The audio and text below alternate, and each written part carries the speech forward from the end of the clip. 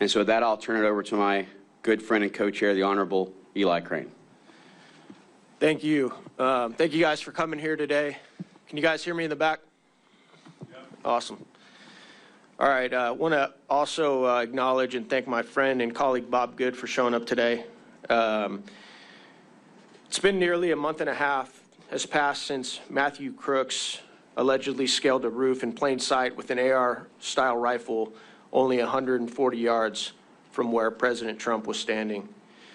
He was then able to fire off multiple rounds, tragically killing Corey Competore while hitting President Trump within an inch of his life.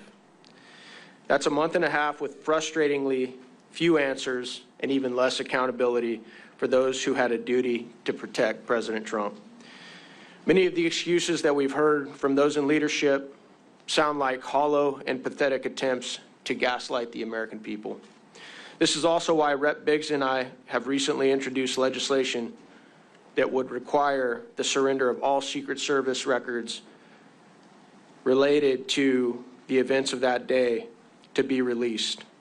As a former Navy SEAL sniper, it's evident to me that many basic security measures were completely dropped, making President Trump extremely vulnerable. There's simply no excuse. I want to say thank you to my colleagues and our subject matter experts for joining us today for this forum examining the attempted assassination of President Donald J. Trump. It's clear that there was a complete breakdown of the security forces on the ground in Butler on July 13th. Today we'll be examining how this breakdown in basic yet vital security measures nearly resulted in the assassination of former president and current nominee for the highest office in the land. After the last hearing with former Secret Service Director Cheadle, during which the House Oversight Committee received no substantive efforts, it's imperative that we continue to conduct oversight regarding the actions and failures that occurred on and surrounding July 13th. Accountability must be inescapable for those responsible. While coverage of the attempted assassination has all but disappeared from mainstream news outlets, we're committed to keeping our eye on the ball to ensure that this never happens again. I'd like to again thank our subject matter experts who are with us today for giving their time and their knowledge to help uncover the truth and bring all facts to light. Now I'd like to take some time to introduce each of these men and provide a brief summary of their relevant backgrounds and expertise. In addition to being a well-known political commentator, radio show host, and author, Dan Bongino is a former United States Secret Service special agent. In 2002, he left the New York field office to become an instructor at the Secret Service Training Academy in Beltsville, Maryland. In 2006, he was assigned to the Presidential Protection Division during George W. Bush's second term.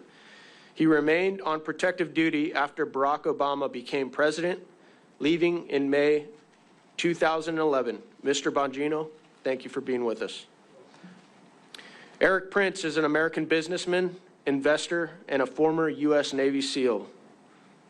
Hoo-yah. He is best known for founding the private military contractor Blackwater. Prince was commissioned as an officer in the United States Navy via Officer Candidate School in 1992.